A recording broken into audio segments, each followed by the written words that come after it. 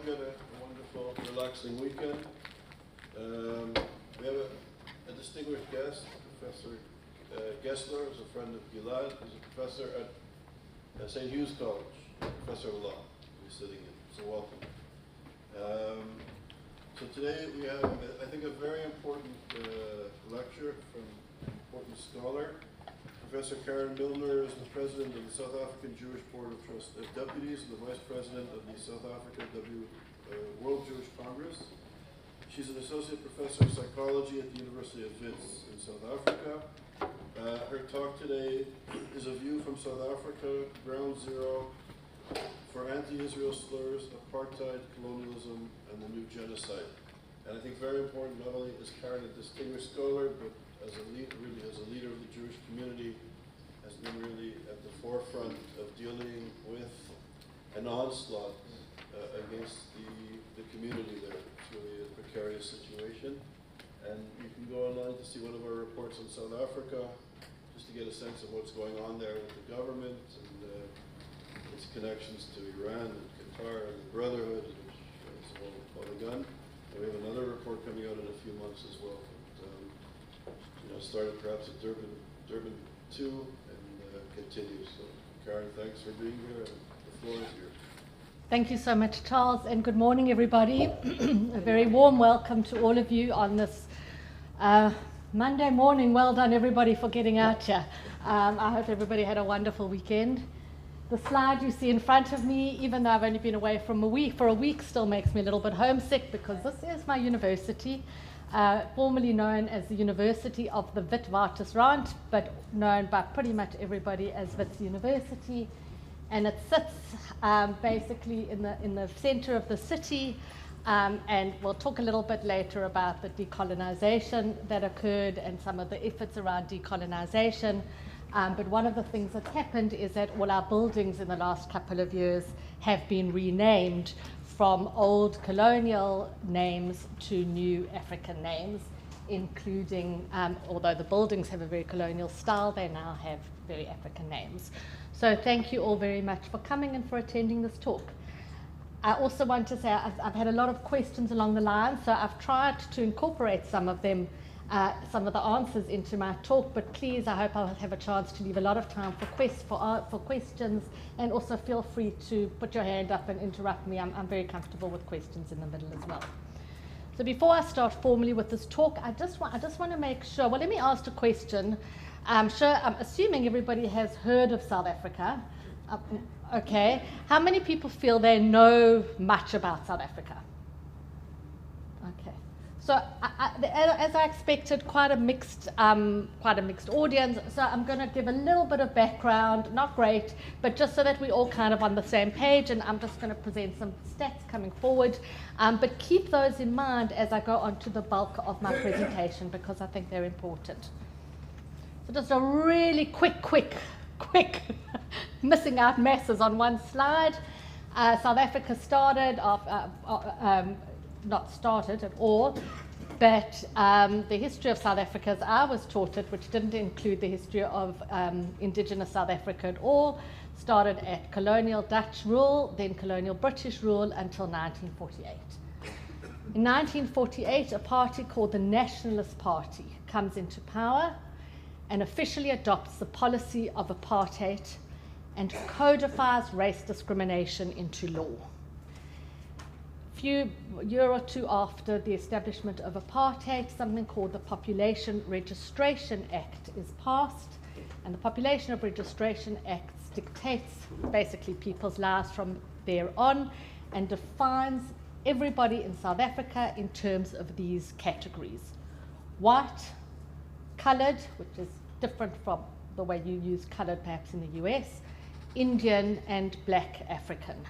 And those terms are still used in South African legislation to this day, and I will be using some of those terms because they are pertinent to South Africa.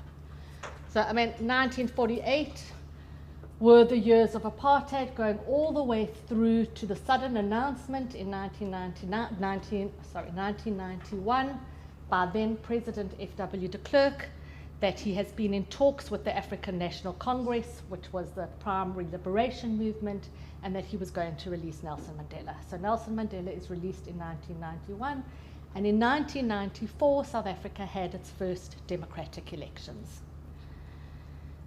Quite relevant to see the results. Since 1994, the ANC, the African National Congress, has been the dominant party in South Africa, but I'm just going to go through these very quickly. At the first election, ANC obtains well over 60% of the vote, and it maintains its majority for 30 years, from 1994 until 2024. 2024 elections, the ANC obtains just under 40% of the vote, and that's very relevant. This is where I am today, and they're forced into what we call now a government of national unity. And I'm not going to go through all of those parties, but I can refer back to if anyone's interested in it. The government of national unity now sits, it's the ANC, it's no longer an ANC government, it is now a government of national unity in which all those parties that I've listed there sit in that government. Some are very pro-Israel, some are very anti-Israel. The current population of South Africa, according to Wikipedia, I'm afraid I did a quick, but this seems about right, it's about 63 million. Of that 63 million, the vast majority are black, 81.45%, colours make up 8.15%, whites 7.3%, Indians, etc. And then I thought you might be interested, sorry about these spelling errors, I don't know how they're crept in there, the religious composition. It's a very religious country and a very Christian country, with 85% of the population identifying as Christian. The next highest is traditional African, and Jews barely feature in the composition of the country's religious groupings, but we certainly feature in every other respect. So a very quick snapshot of the South African Jewish community. As you might have guessed from that very tiny portion, current populace, at its height, there were probably around 140,000 Jews in South Africa. That has shrunk to the latest survey. This comes out of the Kaplan survey in 2019. The latest survey estimated a community size of approximately 52,000. Mostly, the majority of Jews in South Africa live in Johannesburg, my hometown. Second largest proportion live in Cape Town, and a few thousand now live in Durban. And there are very few in various country communities. What I think is quite interesting, and I really, for those who want to do research, it really is time to update the survey, but we're struggling to do it, because it does go back to 2019. 69% of South African Jews identify as Zionists. But if you phrase the question slightly differently, almost 90% feel at least moderately, and 2/3 feel very highly attached to Israel. And at the same time, in 2019, 74% feel a strong sense of belonging to South Africa. So it's an interesting community, it's an interesting country, and I hope that you will find some of the dynamics that are happening there interesting as well. So I'm going to go on to the actual, hopefully you've all got a bit of a background, I'm going to go on now to the actual, what this talk is all about. And I'm going to preface it with this quote that I found quite recently. I've got references at the end if anybody's interested, but Komroff and Komroff, basically this is the premise of my talk. You can agree or disagree, but coming from where I come, I thought it was an interesting perspective. That while the North seems to determine social and historical trends, it is the global South that increasingly appears to prefigure these trends and then export them to Euro-America. They argue that the global South is the driving force of theoretical and social trends by reversing the flow of power or knowledge from local to global. The dominant belief that the South is a late arrival to modernity is not, according to them, an adequate way of understanding the role played by the global South. It is the South that first feels the effects of global forces, the South that decodes them theoretically, and the South that innovates political responses to them, all of which are then exported, maybe that was a Freudian split, exported to the global North. That's Ahmed 2017. And I think you will see here some of the trends I'm teasing out in my talk that perhaps reinforce this view. So I want to start by explaining the title of my presentation, A View from Ground Zero. South Africa can arguably be considered ground zero in the sense that it is a focal point for the global campaign of accusations against Israel. South Africa has taken a prominent and vocal role on the international stage, presenting itself as a moral authority while casting Israel as morally suspect, emerging from its own apartheid past into a democratic present. South Africa often uses its history as both a lens and a platform from which to judge Israel. Israel has been portrayed by South Africa as embodying attributes which we may call an unholy trinity, depending on your perspective, that is colonial, apartheid-like, and genocidal. To understand how this came about, I'm going to have to go backwards and forwards, so bear with me. I'm going to take you through a little bit of a journey through Jewish history in South Africa and South African history as well. I'm going to start a bit about Jewish roots in South Africa. Jews have very deep roots in South Africa. Many Jews arrived around the turn of the last century, initially as economic migrants from Eastern Europe, drawn like so many others by the lure of gold. But the majority of Jews in South Africa trace their roots to Lithuania, with most of our parents and grandparents and great-grandparents coming to South Africa at the turn of the last century and between the two world wars to escape the anti-Semitism and pogroms of Eastern Europe.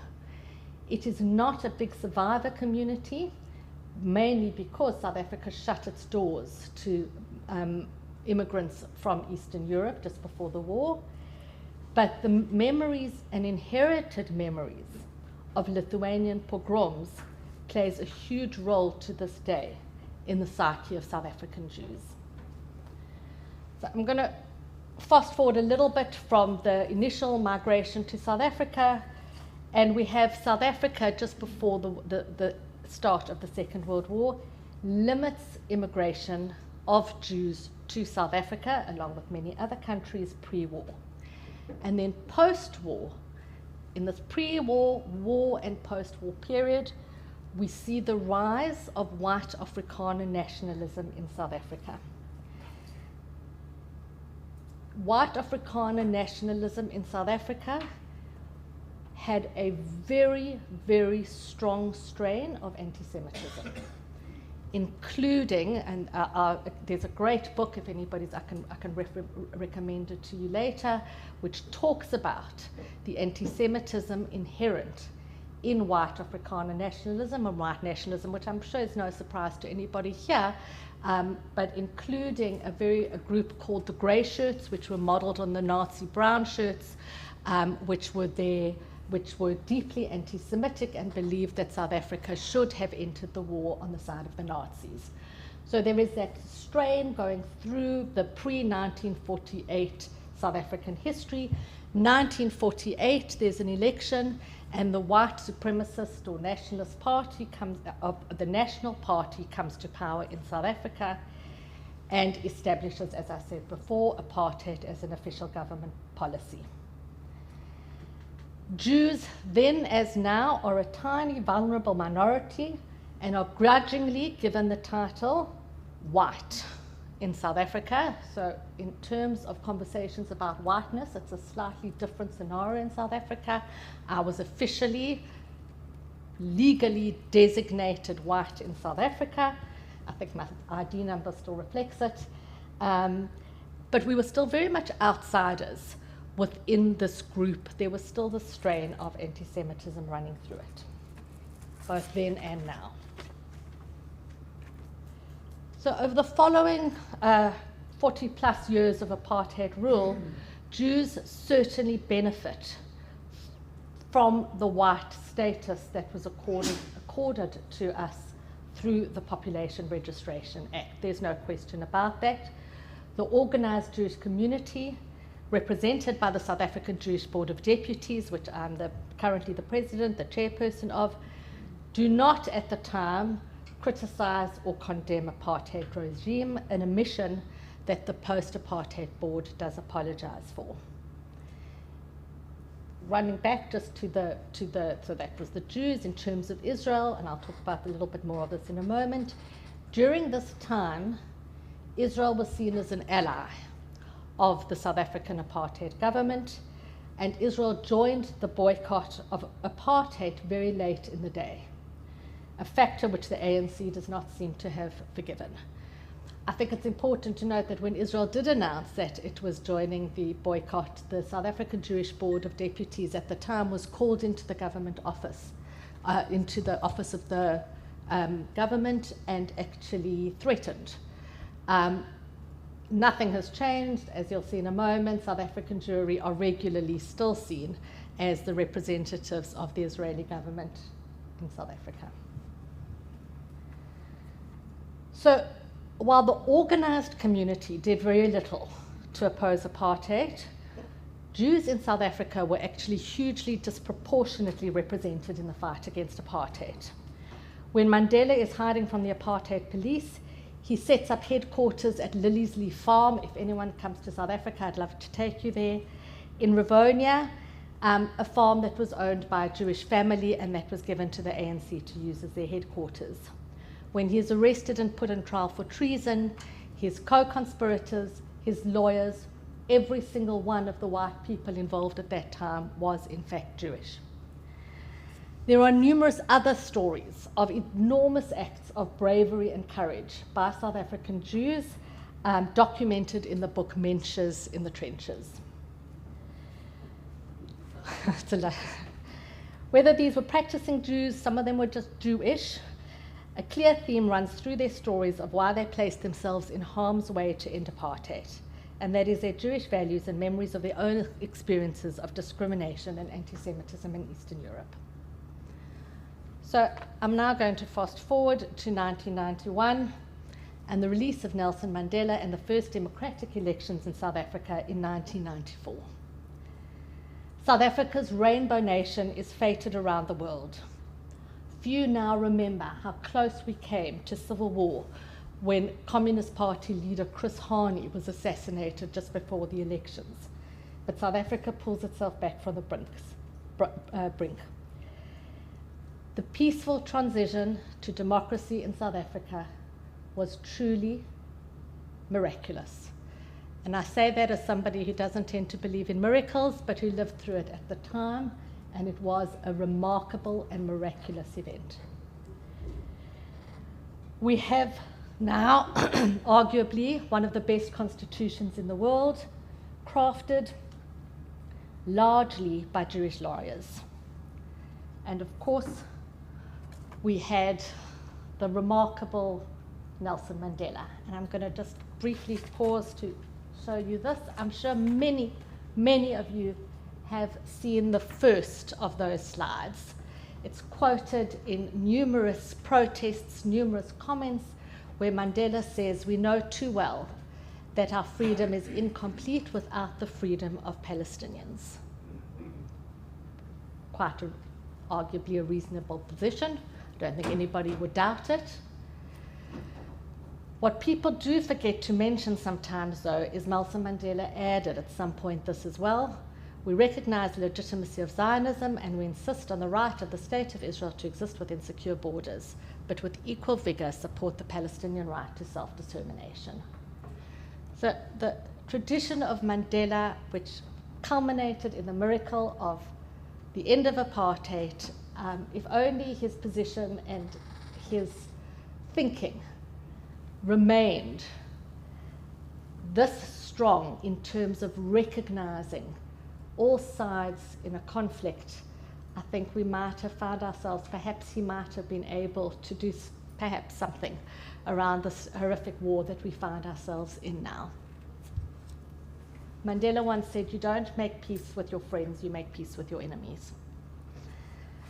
So we're sitting in South Africa now. It's a post-apartheid government. Mandela is in power. We have this remarkable constitution, and I think it's really important to talk about South Africa as a constitutional democracy. Our constitution protects the rights of every single person in remarkable ways, and we as a Jewish community rely on it consistently. We recently won a constitutional court case against, it went all the way up to the constitutional court against a trade unionist called Bongani Masuku, who threatened to chase Jews out of the university and chase Jews out of the places that, not Jews, so chase Zionists out of the university and chase Zionists out of the places that they live. He was found to be in contravention of South Africa's hate speech laws at various levels. We took it all the way through to the Constitutional Court. All we wanted was an apology, and we eventually won the court in quite a landmark victory in the South African Constitutional Court.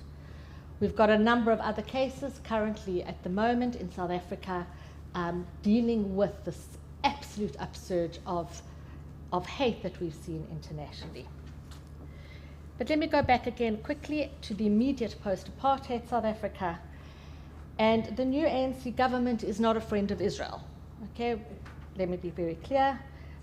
As I mentioned, they recall that Israel embraced sanctions against South Africa late. But much more importantly, and I think this is really important for people to understand, while the ANC was in exile prior to the elections in 1994, they were trained and armed by the Soviet Union. Who else were trained and armed by the Soviet Union? No prizes. Sorry? PLO. So they were literally, the ANC and the PLO were quite literally brothers in arms. They met in Moscow, they trained in similar training camps. So we have this natural disaffinity given Israel's involvement in terms of apartheid South Africa, and this real natural affinity between the South African government and the PLO as it was at the time, given the history and past. But neither is, it takes this kind of South African approach as well, neither it is a real enemy of Israel. We see this in these quotes by Mandela, and there was a real golden time post-1994 where the Rainbow Nation was bought into by everybody across the board, and including Jews. And Jews really wanted to come and contribute and build the new bright South Africa that we were all anticipating. Unfortunately, sort of after the death of Mandela, trouble is brewing in South Africa and kind of post-Mandela times, both for the population, from the government, and on the Jewish front.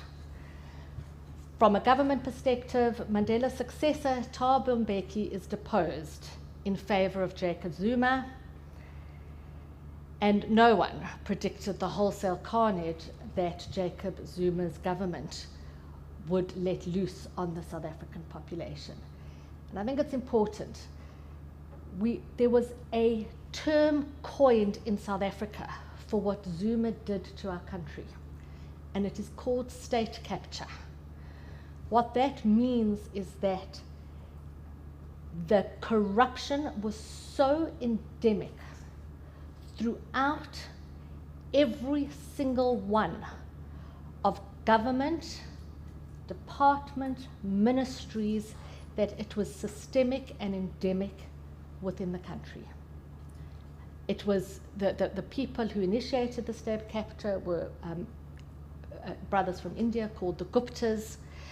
But you need to understand, when you talk about corruption, we are talking about billions and billions and billions of rands desperately needed to build South Africa and address the problems and the outcomes of apartheid that went into private hands.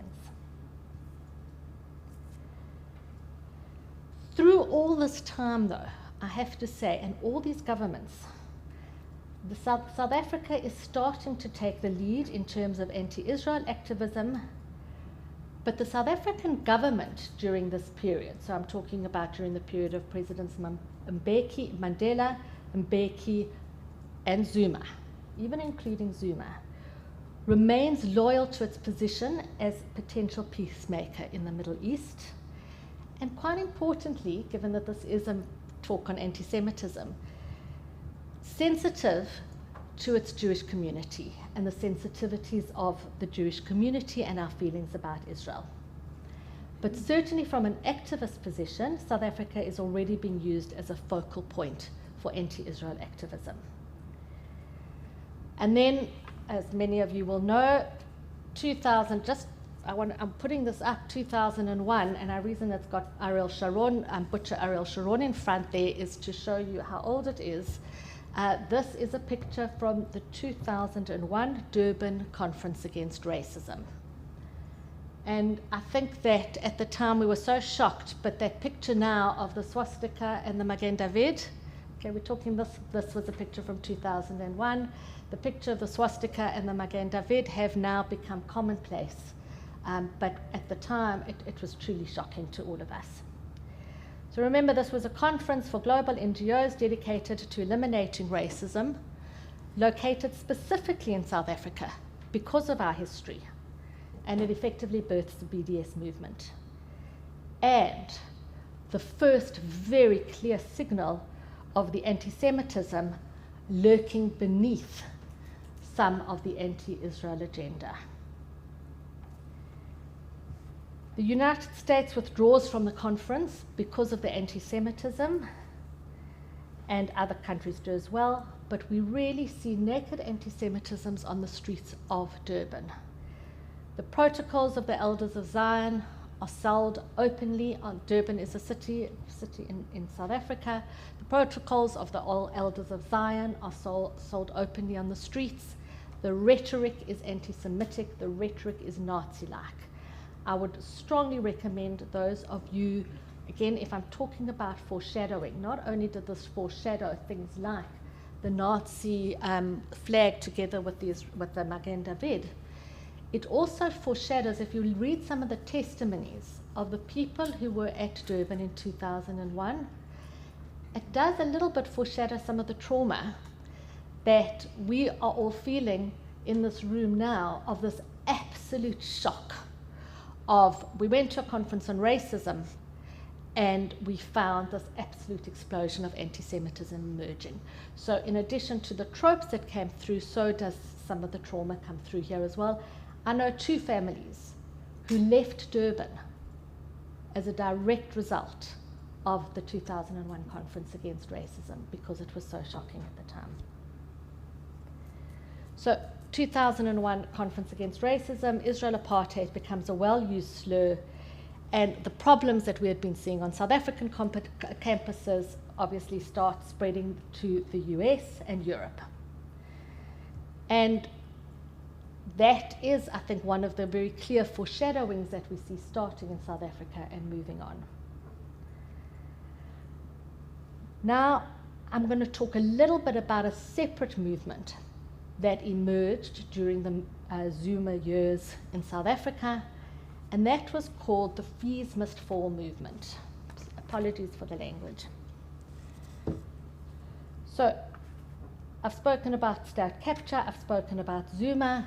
Towards the end of Zuma's towards the end of Zuma's term of office, partly because of the corruption, partly because of real student poverty in South Africa. Okay, I have students to this day, but certainly then, who could not afford to eat, who would come and we would buy them food. They would come to my lectures hungry. It started a movement which they went together. There were two that corresponded. One was called Rhodes Must Fall, and that corresponded with a movement called Fees Must Fall. Fees Must Fall movement started to demand free university education in South Africa. It had massive support in South Africa, including by most academic, but it shifted into a very strong, together with it, the one didn't predate the other. I don't want to give I don't want to give the impression, but they melded into the same movement. The Fees Must Fall and the Rhodes Must Fall movement kind of started to correspond. And the guiding and animating principle of the Rhodes Must Fall movement was decolonization. What is interesting, and the reason I'm showing these, so this is a picture, this first picture is Cecil John Rhodes. Certainly the British people in my audience will be familiar with Cecil John Rhodes, and I'm sitting at Oxford. I did take a picture of some of the comments of post the Rhodes Must Fall movement, but I couldn't get it onto my presentation. I got it in the streets of Oxford a couple of days ago. So Cecil John Rhodes, the colonizer of Africa. This is his statue. If people who've been to Cape Town will perhaps have seen the statue, will recognize the mountain behind it. And understandably, black students and many other students in South Africa were not necessarily comfortable with coming to university every day and seeing a statue of the colonizer that they felt was oppressive. So part of the Fees Must Fall movement was the Rhodes Must Fall movement, and in fact the second picture that you see there is the statue of Cecil John Rhodes, How the Mighty Have Fallen, being taken down. The university acceded to their demands. The third picture you see there is at the same time there was a Fees Must Fall movement at my university, at Wits, and this comes out of the blue. Okay, Fees Must Fall, Rhodes Must Fall, had nothing whatsoever at all to do with Israel, to do with Jews, to do with anything else. One of the slogans of the Fees Must Fall movement, and please excuse my language, was "fuck white tears." So that's where the language comes from. That was a slogan, but again, it had nothing to do with Jews. And in the midst of it, this is kind of the passage I pass every day to work. Suddenly, we see this graffiti emerging as part of the movement. So it wasn't a major part of it, but it was there. And the point I'm making here is two things. Firstly, I need to say decolonization, if you're South African, has real merit. Okay, I do think that the need and the importance of what we call now decolonizing the curriculum, which is what we're doing in South Africa, to recognize far more African women and other luminaries, other intellectuals who have been ignored very much in terms of much of the Western canon. That part of the decolonization movement is something that I support completely. But the popularity of the decolonization movement, which certainly didn't start in South Africa, but as I said, was popularized in South Africa again through Rhodes Must Fall, becomes very much part of the anti-Israel discourse. So Israel is now not just an apartheid state, remember apartheid states can be overcome, but is now a settler colonialist state with no right to its own existence. And I think I'm quoting him correctly, what David Hirsch calls the undead of Europe, the poor scraps of Jewish people who survived the Holocaust and entered Palestine as refugees, become the equivalent of Rhodes's and others white colonialists who have come to take over a country and exploit it. Once again, this is a narrative that is now finding favor in protests across the world, very importantly with 7th of October now being seen as legitimate resistance to colonial oppression. Fast forward, and I'm coming to the end. I don't know how much time, if I need to hurry up. How am I doing time-wise? Okay, I haven't got that much. So fast forward just a little bit further, and we come to our current president, President Ramaphosa's election. President Ramaphosa's election in his first term of office is greeted with joy across the country. Okay, the Zuma years had been terrible, the corruption was terrible, we expected him to come in, end corruption. Many Jews were involved in Ramaphosa's fundraising for Ramaphosa's elections. This is well known. You can see it in all the documents that talk about the funding of political parties.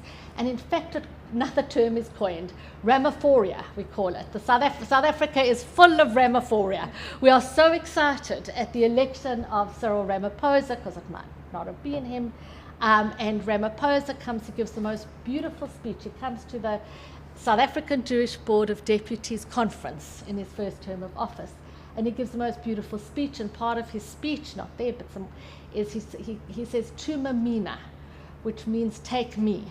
It means calling on people to come to the support and to come and help the country, and Jews are so enthusiastic to Tuma Mina, to come and contribute to the country's growth.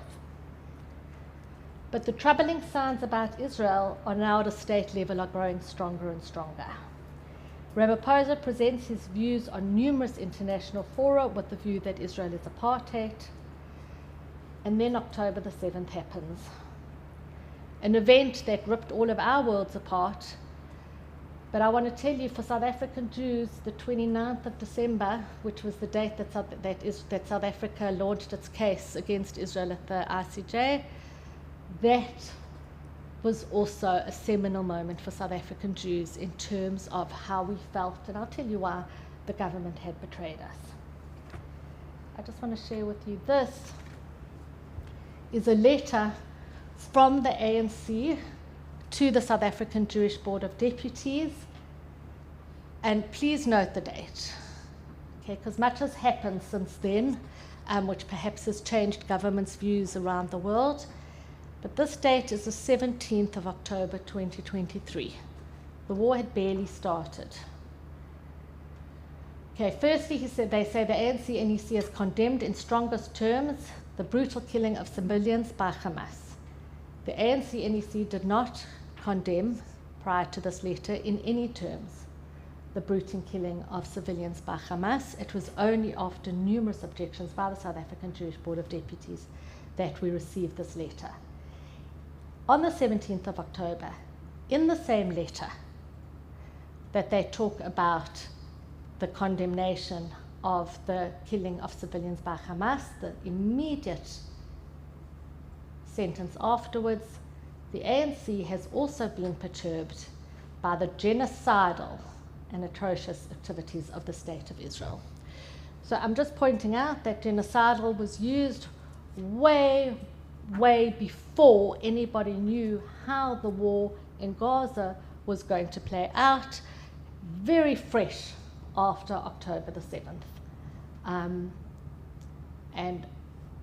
I think that this was an important letter in terms of the history of Jews in South Africa and our relationship with our government.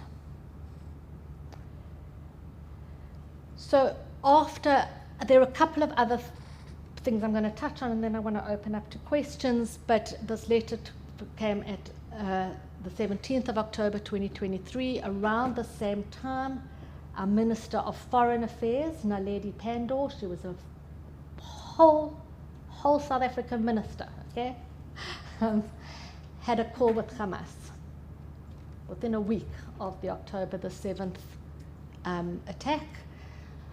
We know she had a call with Hamas because Hamas said that she did. Initially, she denied it.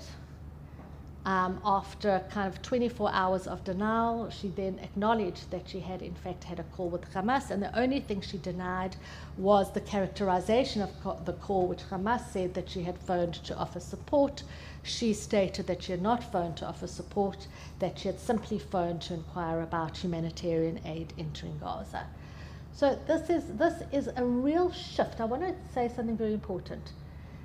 This is a real shift in South Africa from what I was talking about earlier around the relationship between the ANC and the PLO, which is a shift away from sympathy and relationship with PLO through to a shift towards support for Hamas, which we have seen stronger and stronger coming through in the South African government's response all the way through now in South Africa.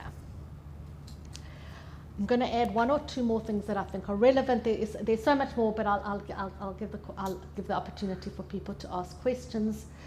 On the 13th of December 2023, I was called together with other members of the South African Jewish Board of Deputies urgently to a meeting with the president. People came home from holiday. We had been asking for this meeting for a long time, and we had 3 items on the agenda of the meeting. The first item was the rising anti-Semitism statistics in South Africa, in particular an attack on a rabbi. The second was a boycott of Jewish businesses in South Africa, which was firstly hurting Jews, but secondly hurting the economy. And thirdly, the lack of any kind of consular support for South African Jews in Israel at a time of war, and we wanted to discuss that with our president. Just want to see if I put this down. No, put down. Sorry. What happened was, we had the meeting. It was not a great meeting. Naledi Pandor was in the meeting. She was the Minister of Foreign Affairs. She did not shake our hands. I've never known a diplomat, I've never been into a meeting where the hosts of the meetings refused to shake the hands of the people who were in the meeting. It was just before Hanukkah. We brought kosher donuts. Nobody ate. We finished the meeting. They heard our requests in terms of the 3 issues that we had raised. And very oddly, at the end of the meeting, Ramaphosa says, just before you go, I've got something to say. And he reads a clearly scripted message about how the South African government believes that Israel is committing genocide. Okay? We're talking about the 13th of December, 2023. It was really odd. It was a very odd way to hold a meeting, and we all go home and go on holiday. As I said before, 29th of December arrives, we wake up, and we really need to understand something. Nothing happens in South Africa between Christmas and New Year. Nothing. You can't get post, you can't get deliveries, nothing. Every single thing in South Africa is closed between Christmas and New Year. 29th of December, we wake up to the news that South Africa has launched a case against Israel at the ICJ. As a final betrayal of the South African Jewish community, we are cited in the ICJ case. So part of the case that you have to make is that you have to provide some kind of evidence that you have told or made, I can't remember the legal terms, informed the other party that you believe that a genocide is occurring. And the meeting between the South African Jewish Board of Deputies and the South African government was cited as evidence that, in fact, the government had informed Israel that they believed that that Israel was committing a genocide. So what happened, I think, is worrying for us as a community. There are 3 ramifications, and I'll end with that, of the case. Firstly, South African Jews feel completely betrayed by our government. South Africa has a very delicate social fabric, and South African Jews have never objected at all to the ANC's affiliation and sympathy with the Palestinian people. We might have disagreed sometimes on the way that they phrased it, but we've never objected to that. And up until Ramaphosa, the South African government understood the unique connection that South African Jews had to Israel and were sensitive. And I think that in doing this, the South African government have done quite a societally dangerous thing. We are a country made up of many minorities, and they've pulled on this particular thread, and I think in doing so they have to some extent damaged the social fabric of South African society, and it's hard to know where this will lead. The second thing, which is only making its way felt right now, is he alienated South Africa's biggest trading partners, the EU, and especially Germany and the US, and that's a whole nother talk, South Africa, Trump and the Jews, but it's certainly having its ramifications now. And the third one, though, is we all know how Israel is now depicted. The war has changed immeasurably since South Africa launched its case, and I'm personally opposed to the blockade of humanitarian aid, but that's for another paper as well. What we've really seen, though, is South Africa's history, again, serving as a focal point for these accusations against Israel. And South Africa has presented its own history and uses the global platform it has in terms of its own history to launch an attack which seems to be finding fertile ground in other countries against Israel. Thank you very much.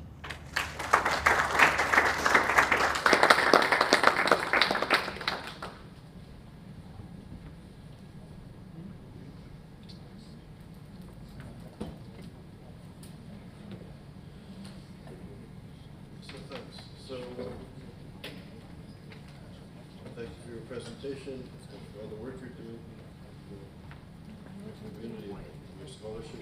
So I have a quick,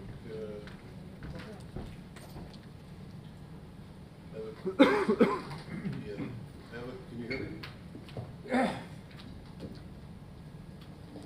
So I think, so you point out the relationship, I think Mandela and the ANC in the 80s and 90s were always in favor of a two-state solution and articulated it clearly, supported a Palestinian state, but also supported Zionism in Israel.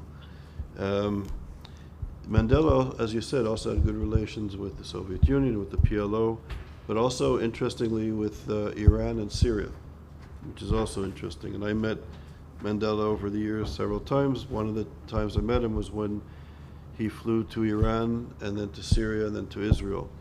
And when he got to Israel, he wasn't very friendly to the Israelis. I was in some meetings that were quite shocking. So there's sort of that background. And of course, the Israelis also got their uranium initially from South Africa, apparently, which from the apartheid regime. So there's all that history. But I think there's a shift, and this is my question to you. So in the report that my colleagues and I did on South Africa, it's on our website, and I think it's a wonderful piece of work, in my humble opinion. We see, as the Palestinians shift from the PLO and from Fatah, and Hamas becomes more popular within the Palestinian society, and Iran is supporting Hamas, and Hamas is the Muslim Brotherhood, and they reject a nation state. They want to, create a caliphate, and do away with Israel. Israel is not acceptable because it's a democratic society where everybody, at least in principle, are equal under one legal system, and it's not a religious, an Islamic religious state. So that entity has to be eradicated. Pandor converts to Islam. She's associated with radical elements in South African society, very radical elements in South African society. In our report, we show how she is courting Hamas. There was a Hamas delegation with nice photos, which you didn't put in your presentation, who came to South Africa at the invitation. Sorry. Okay. No, she was involved in the delegation, but she goes to Iran and Qatar and comes back with money, and then the sort of courtship with Hamas becomes more open. And it's interesting that on October the 23rd, they're talking about genocide, which is the talking points of Hamas. So from your perspective, and I know Pandora recently stepped down, but she's really involved with some really horrible people in South Africa, radical Islamists. What's also interesting, and I think our gaze has shifted. So in 2001,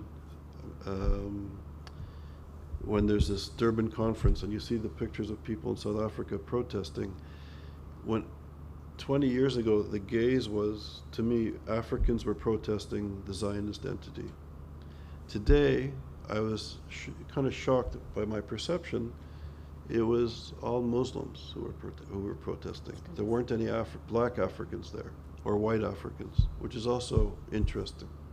So, can you speak about the radicalization of the Islamic community in Cape Town and other parts of the world, and how Pandor is sort of courting the radical Islamists within South African society and certainly within the international community? And how does she figure in this? So it's quite a long answer. I had a long question, Okay. sorry. Can you hear me now? Yeah. Is that better? Okay. So the question of, so I think that Pandora's was so in South Africa there are kind of layers, and it's not either or, it's usually both and. Pandor was an enormous ally of President Ramaphosa, and was throughout the times, and particularly in his fight against Jacob Zuma. So Pandor came in very much as an ally of Ramaphosa, and what is a very kind of prime job in the government, of course, is Minister of Foreign Affairs, or Foreign Minister. So she was given that job partly because of her very close relationship with Ramaphosa, and as seen as a very close ally of Ramaphosa.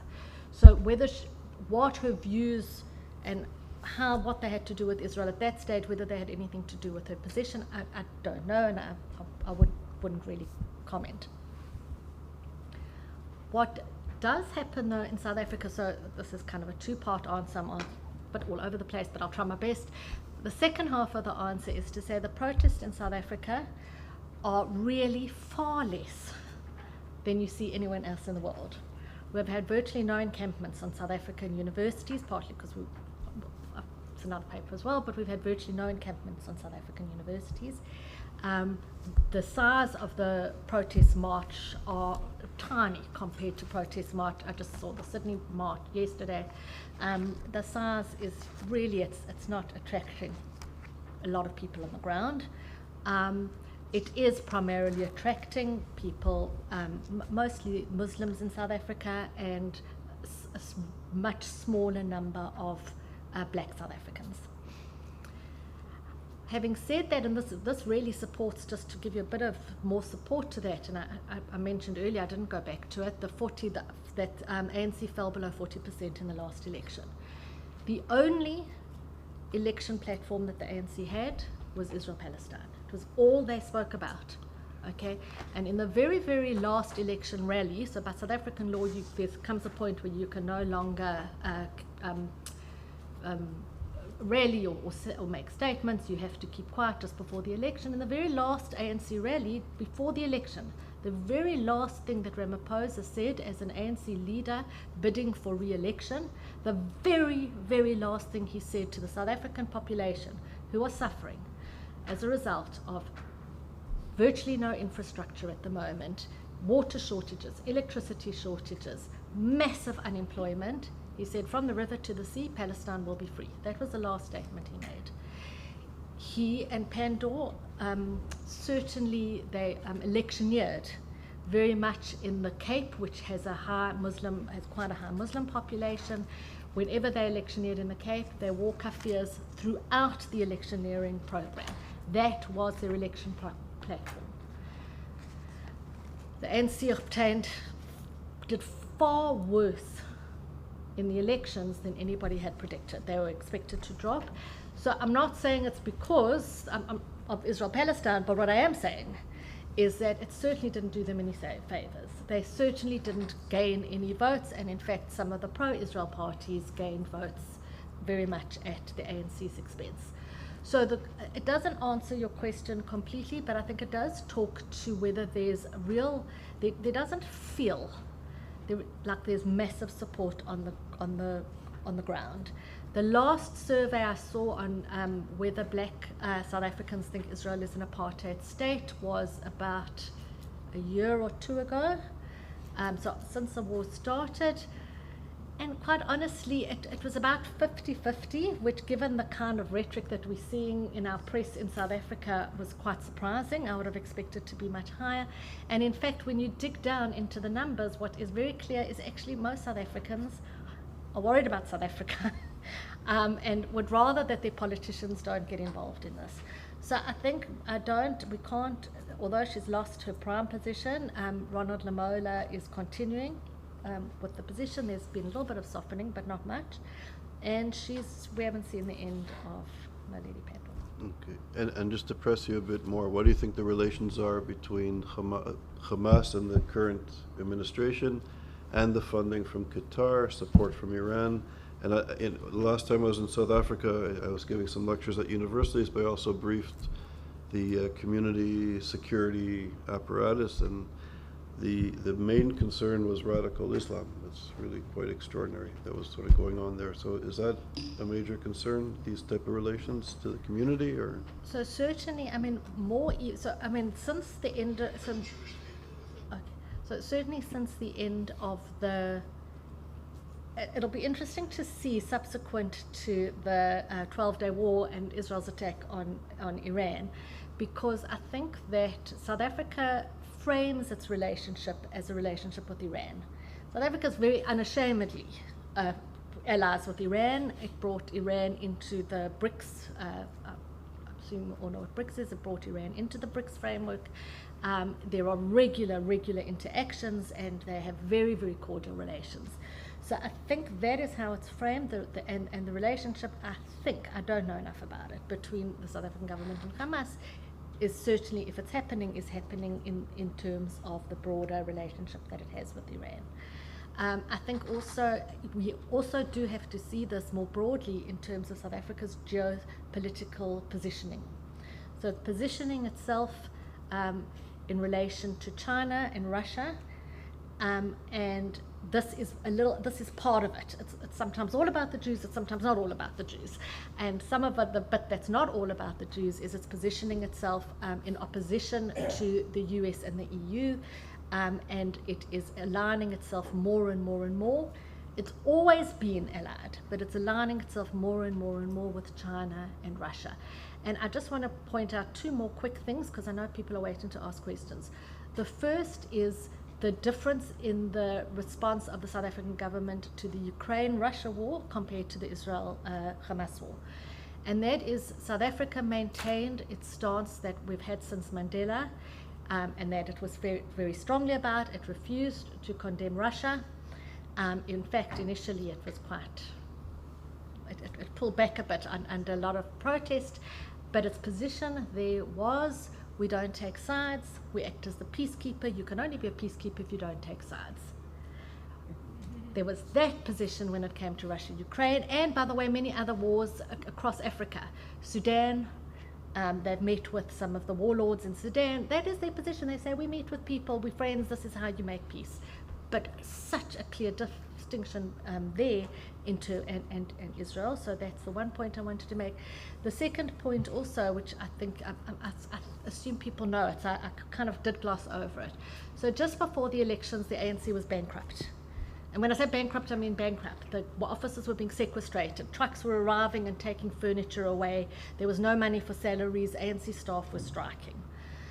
And I'm sure it is in your report, but quite soon after the ICJ case, the ANC had money again. So, you know, I think you need to read the case. There are other alternative, there are lots of people who had a vested interest in making sure that the ANC kept in power, but read the report, the ISGAP report. I think it's interesting. Thanks. And I think Talia had a question, and there was a question there. Okay.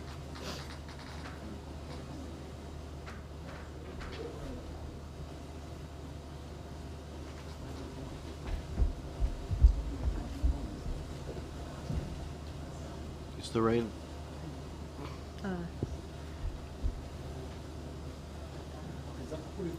Once the static goes down, I'm trying.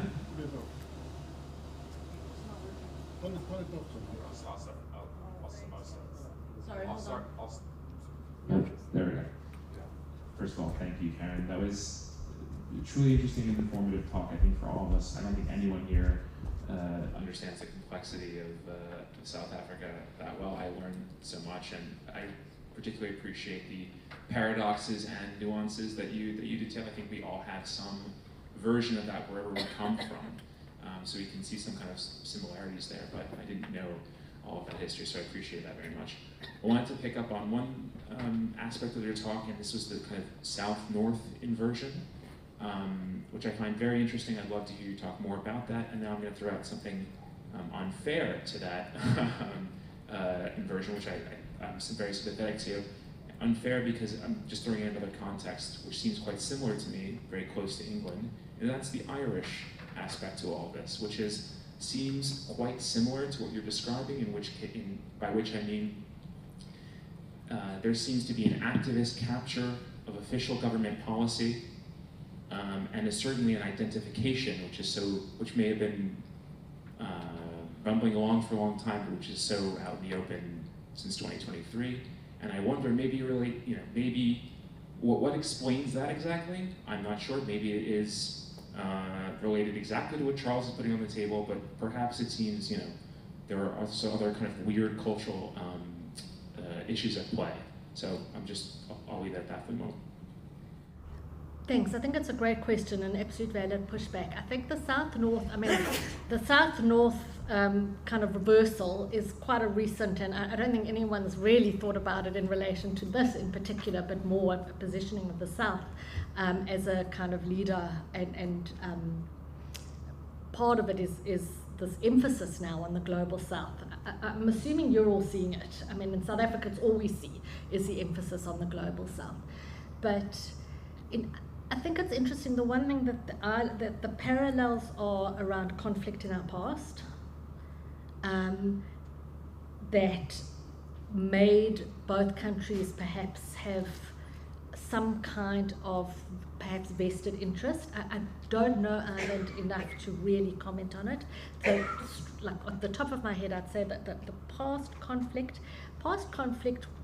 and there's something about, we see it in South Africa, we see it less in South Africa than I see it. I have to say, when I talk to people in the UK and the US, people at the protests, and I've gone to some of the protests and I've spoken to them, and it's as if they miss the fact that they couldn't be part of the anti-apartheid movement. They feel like they've missed the great social justice movement of our time, and certainly of my generation. And that in some way, and maybe that some of Ireland resonates there as well, it doesn't talk to the government. I also want to say there's a great difference, I think, in anti-Semitism in relation to Europe and South Africa, which I would really like to say. If it's answering your question, I'm not sure, but I'm really glad that you gave me the opportunity to do it. And that is the kind of the deep wells of anti-Semitism that exist in Europe, and I would argue in Ireland, as a result, and we've heard quite a bit already around Christian anti-Semitism, and that seems to have been suppressed post-war, but it is coming up again. We're not seeing that in South Africa. It's coming through a little bit. That's definitely coming a north-south. It's coming through a little bit now. We don't have those deep wells of anti-Semitism. South African Christians are, as I said, we're a very religious country.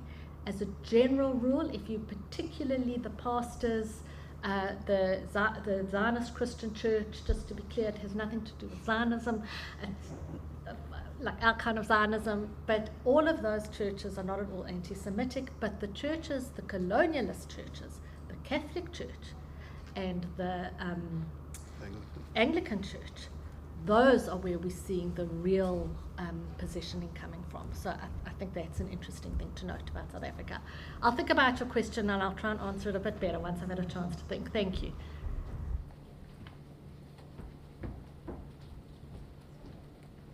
Hi, Karen. Thanks for a really informative talk, and as you and I have spoken in the past, I had the pleasure to bring my students to South Africa in May, and one of the things I was struck by, since we were being hosted by the Holocaust and Genocide Centers, was we were really only hearing about post-October 7 anti-Semitism in Cape Town. I'm curious if you could talk about where else and what other kinds of anti-Semitic activities are being experienced elsewhere in the country. I'm sorry, I didn't completely understand. So when my students and I were there in May, Right. we're being hosted by the various genocide and Holocaust centers, but we're only getting told about the anti-Semitic activities in Cape Town. And I was curious, where else is it being experienced? When we were in Cape Town, they're telling us about bomb threats and things of that nature, but we're hearing none of that in Johannesburg. So South Africa has remarkably low levels of anti-Semitic incidences. I think for a number of reasons, which I won't go into there. We're also very alert, and I don't think it's a country that has, as I said before, that has a deep well of hatred. So we actually have very low levels of anti-Semitic incidences. The incident that you're referring to was shocking. That's why we talk about it. The Cape Town, where an IED was thrown into the community buildings in Cape Town. To this day, it didn't go off. It was fine. But to this day, we don't know who did it. So they're still running around Cape Town somewhere. Other than that, in terms of physical assaults or anything like that, almost nothing. Almost nothing. So you did. I would like to ask you a question about Al-Qaeda supporters in South Africa prior to September 11th, 2001, because of course Durban was in 2000. At the time, I was receiving and seeing information, materials that were being distributed at the Durban conference by Al-Qaeda supporters, as well as anti-Semitic material that was also produced by them. And for me, it was somewhat of an inkling, of an indication of what was happening prior to 9/11 throughout the world. So, well, thank you. I don't know if you would agree with my characterization of how traumatic it was for people who were in Durban. Were you in Durban at the time? Were you there? Oh, I thought you said you were there. So I think that it's hard to know what South Africa has leaky borders. Okay, I think that it has a history. Again, the ANC, and it's important to understand this. The ANC was characterized as a terrorist organization for many years by many Western countries. And although the South African armed struggle, in fact, was a very unenthusiastic armed struggle, if I can put it that way, there were relatively few, not none, I don't want to minimize it, okay, let me not say anything about that. But South Africa, the ANC, and there was an armed struggle in South Africa, which placed, I think, ANC members in spaces where connections with other organizations that perhaps more Western countries would not have engaged with or been involved with. Certainly, that's the only explanation I can have, is that there were these networks. And then again, this positioning of South Africa in terms of taking an anti-Western step that has been happening for the last few years, or has increased over the last few years. Al-Qaeda specifically I can't speak on. There is a lot of other, there are kind of more homegrown terrorist organizations. There's Boko Haram, and around Africa, Al-Qaeda, I don't know enough about to speak on.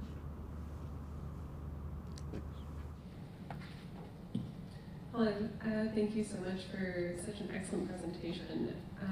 So when you showed the letter that the ANC sent on October 17, 2023, one of the research projects I'm part of, we look at faculty unions and anti-Israel activism, and many of the language, or much of the language that was in the letter, including the absence for calls for the release of the hostages, the coupling of anti-Semitism and Islamophobia, the calling of Israel to stop occupying Palestine, the calling of Palestinians as the oppressed people, and later calling Israel genocidal. That was a more recent addition for many faculty unions in Canada. So you had mentioned that there's this import of theory from the south into the north, and I'm curious if you can speak to, this, relationship between faculty unions, and especially they often cite South Africa and, the role of unions in boycotting the South African apartheid. So it seems like, there's still that lingering relationship, and also that desire to be part of this revolution that they missed. Thank you. I think absolutely spot on. So I think South Africa holds a unique, holds a unique position in the world.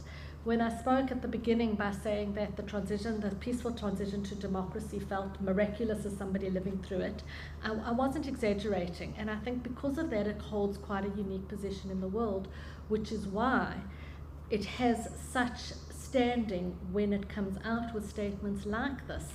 It really has a moral, or had, I think it's getting less and less, but it certainly had a moral standing from which people are taking their cue. Whether or not that is just about South Africa, or whether it is part of, as that quote suggested, this idea of the South kind of feels the impact, processes it, and then kind of repackages it back. I think it's a little bit part of that, and a little bit part of actually South Africa, and we've spoken about some of the reasons why it's positioned it itself. That's one thing. I believe it also has enormous resonance because of the history, because of its position on its moral position on the world stage, and I think that that is perhaps what many of the faculty are picking up on. Thanks. So Amy, and then.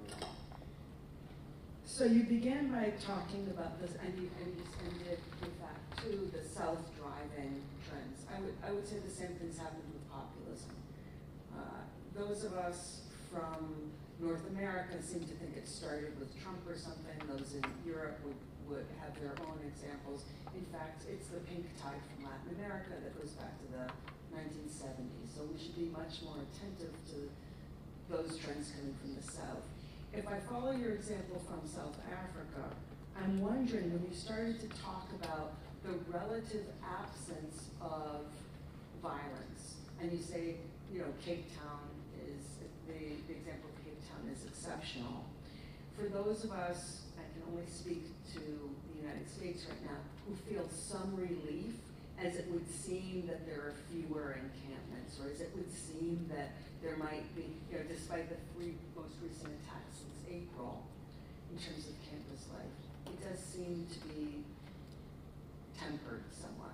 And I'm wondering if I follow the through line on your example with South Africa, that what we're seeing is instead state capture in terms of anti-Semitism. And if that's the case, I am terrified, and I'm wondering if you've thought about that and what you have to say when you're teaching us about your example. I think it's a good point. I think it's quite a worrying point. I mean, when we talk about state capture, though, we're talking about something quite systematic. So I'm not saying what you're suggesting was not systematic, but it was a system, basically what they call in South Africa cadre deployment. So basically what the ANC would do is that it would place, it was a real whole system of nepotism. So it was very careful, it was much more systematic than anybody in South Africa had thought it was. We thought, well, there were a few dishonest people, and as like every country has corrupt politicians, there were a few corrupt politicians, and that's what was causing it. What turned out is that, in fact, there's this massive system of nepotism that is completely integrated into the system in South Africa, very, very difficult to disrupt, because everybody's income kind of depends on somebody else's in this huge network of corruption. And as part of that network of corruption, I know this isn't quite what you asked, but just to distinguish them, part of that network of corruption includes things like, certainly there's some issues around Russia and what Russia has. So Russia doesn't give money that easily. They really demand quite a lot in return. But if anybody followed, there was a massive case with the US ambassador who accused South Africa of having a ship full of arms to send to Russia. He had to apologize, but there's definitely issues that connected to Russia, to Iran, Qatar you've mentioned. So from that point of view, this is part of like a massive, carefully, deliberately planned network. I think that as we start seeing through some of the connections around faculty, and I think that this is really important, and I should have mentioned it more under the decolonial and colonialist issues. I don't know how deliberate, whether it was, that's not for me to comment on how deliberate it was, but if you look at the sources and the texts that my students are reading, and they're reading it for good reason, they're reading it because they are interested in decolonizing the curriculum in South Africa. But those texts and the people who are teaching that material now in the global north are really problematic. So there's this kind of, we pushed, so decolonization as an academic and colonialism as an academic thing, that comes from the global north. It actually doesn't, the scholarship doesn't necessarily all start in the global south, but it's processed, and then we had the protests, and then we had Fees Must Fall, and then we had Rose Must Fall, and it's repackaged now back in this very simplistic form, back into the kind of experiences you seeing it, I think is the best way to depict it. I think that's a very important point, actually. Phenomenal. My question was answered. Oh, really? Okay. Dr. Chavez. Dr. Chavez. Dr. Chavez, please. Yep. How much time? 5, 6, 7 minutes. First, I want to profoundly thank you, not only for an excellent presentation, but I want to comment on its accuracy. I think your presentation was 100% accurate. So my comments is not to take away from your presentation, just to add a few historical tidbits. The global South and the global North happened in the wake of the global East and the global West. You can't take out what is going on now without understanding the role that the West played in colonization and the role the East played in the decolonization. So these memories of people who were colonized, who were oppressed, are not just something over the last 100 years. It goes much deeper. In the transatlantic slave trade alone, over 60 million African people were slaughtered. And South Africa, another thing about the South, global South, global West, global North, the reason why the trends of the global South are having an impact on the global North is not purely because of social media trends. It's not purely because of political detente. It is because of wealth. Most of the wealth of the global North came from the global South during decolonization. Okay, so the ANC, the African National Congress, was founded in 1912.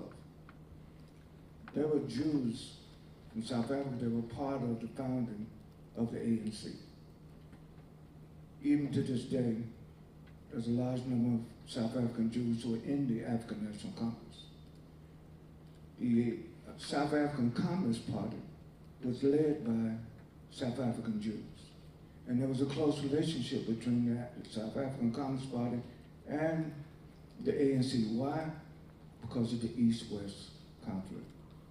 When the Soviet Union put billions of dollars in the decolonization of South Africa, it wasn't just because the Soviet Union wanted to extract minerals, but it was to offset the West being responsible for supporting apartheid. Keep in mind, the West did not support decolonization until they were militarily defeated, not politically defeated. My last point is I want you to comment on, you mentioned, I think you were excellent about apartheid in South Africa.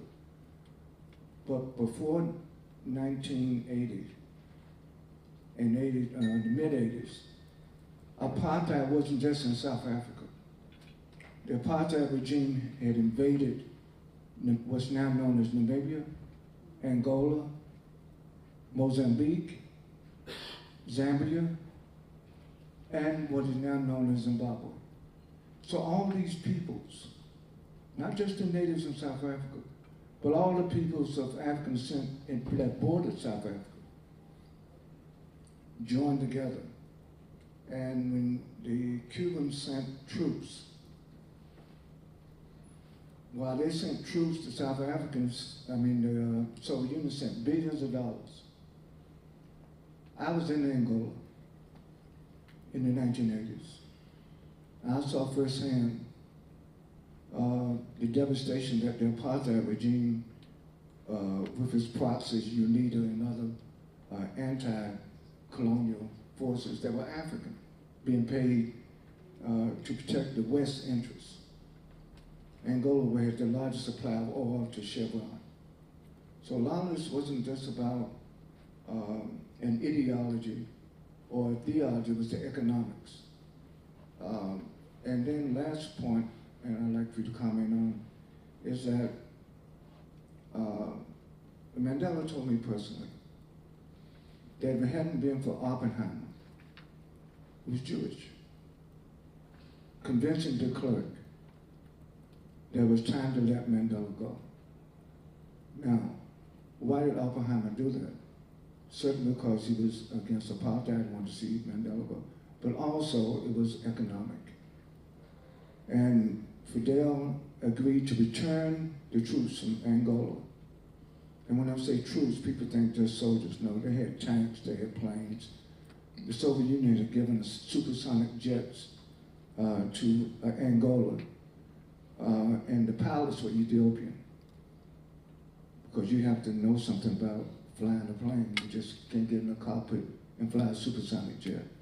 So the complexity of the decolonization. Now, post-apartheid, when Mandela, people want to know, why did Mandela get out of prison and go visit the Soviet Union and Cuba and all these places? Was one, to thank them for their support of the ANC during the armed struggle. Most of the armed struggle did not take place inside South Africa. The large, I would have everybody, if you have time, you should look up the Battle of Quito, C-U-I-T-O, Carnival, 1988. It was the largest military war confrontation since World War II. But most people don't know about it. Most people don't talk about it because it defeated the apartheid regime. And the problem that Israel has, the perception was that Israel was supporting the apartheid regime. The perception was that the United States was supporting the apartheid regime. President Reagan had, what was it called? No, there was a term, I can't think of it, but it wasn't anti-apartheid. It was, no, it was constructive engagement. You know, and so the memory of all these things. And then the last myth, which I think was a myth, but is popular among the people in South Africa, was that prior to the fall of apartheid, Israel was helping South Africa to develop a nuclear weapon. And so all these things, all these mischaracterization and misinformation goes deep into the psyche of the African mind, not only in terms of South versus North, but East versus West. Thank you so much. I think that that's, I really do, I think that expansion, characterizing it, the way you framed it in terms of not just North, South, East, West, I think it's absolutely fundamental, and I really appreciate it because I think it's really important. I mean, I remember the Angola War from the South African side. So South Africans were told nothing about the Angola War. We were told that there were no troops in Angola. And I had a friend who was in Angola, and he said they were listening to South African radio in Angola. And they heard on the South African news services that there were no troops in Angola as they were sitting there with their guns as the South African Defence Force in Angola. So I think that history and the armed struggle taking place outside the country, which is where all these alliances, absolutely, you know, I mentioned the ANC because it was relevant, the ANC, Palestinian and Soviet alliances, but all of these alliances are fundamental. Thank you so much, I appreciate it. So we're short on time. Noah? Yes, thank you, Professor Milner. Two questions. Would you mind speaking about your own experience or your childhood, and can I visit? Okay, so my childhood, I grew up, so my childhood is long. I mean, take a cup of, so my childhood In 60 seconds. In 60 seconds, okay. 2 minutes. So I was, being a white South African is something, you know, I've been a white, we grew up, as children do, initially completely unaware of the circumstances in which you're living. You are unaware when you are a child living in a oppressive regime that you are an oppressor in that oppressive regime, but actually, to be fair, it was fairly obvious. And it wasn't very long before it became fairly obvious to me. And I'll share one quick story with you, if you don't mind, because it has a Jewish tang to it. When I was a student, I started university, God, I don't want to tell you, but I will, in 1986. And in the mid-80s were really the height of oppression. As always, I think that it's all, maybe it was, I mean, actually I'm being unfair, 76, so maybe it wasn't the height, but it felt like that for a student in South Africa in 86. And Winnie Mandela came to speak at the university. And I'd never witnessed, as a white South Africa, I never witnessed anything like that. The police came onto our campus and they released dogs on our campus. I still get emotional about it, okay, because I've never seen anything like it. These dogs just went for the students. And they attacked them and they bit them, and they were called shamboks in South Africa, which is a type of whip that the police used. And the police came onto campus and they shamboked our students. And I was unbelievably appalled by what I witnessed. And the next day there was a meeting on campus to say, what should we do about this? We cannot have this happening on our campus. We cannot have our students exposed to the dogs and exposed to the shamboks and the tear gas, etc.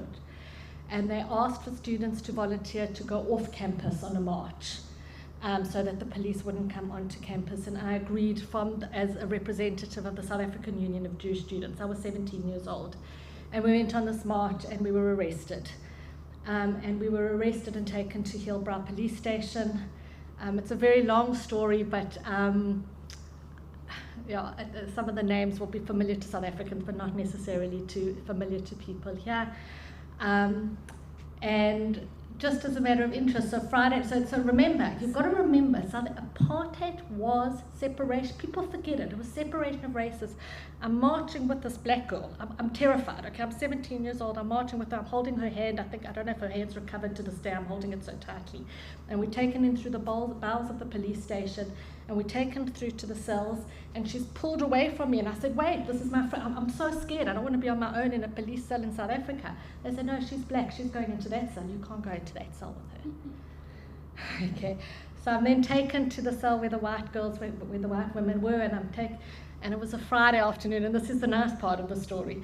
And Friday evening comes, and there's a policeman at the door, and he says something for Karen. They bring you food because you don't really get fed very much in South Africa. And they knock on the door and they say something for Karen Milner, and 2 challas and a kosher chicken arrives.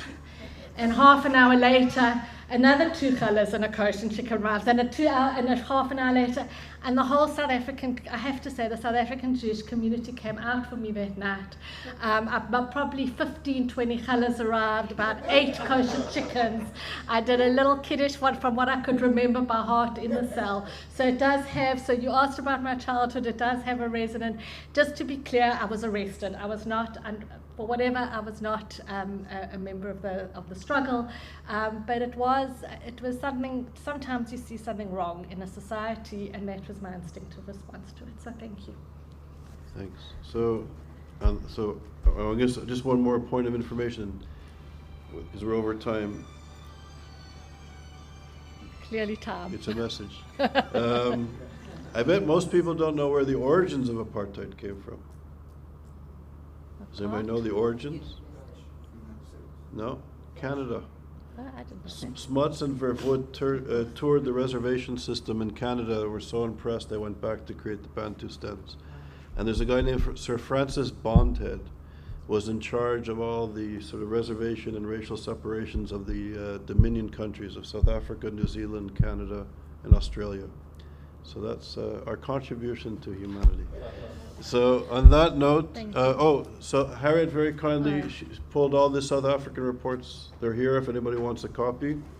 I think it's worth a read. And really, Karen, on behalf of everybody here, thank you so much for your presentation.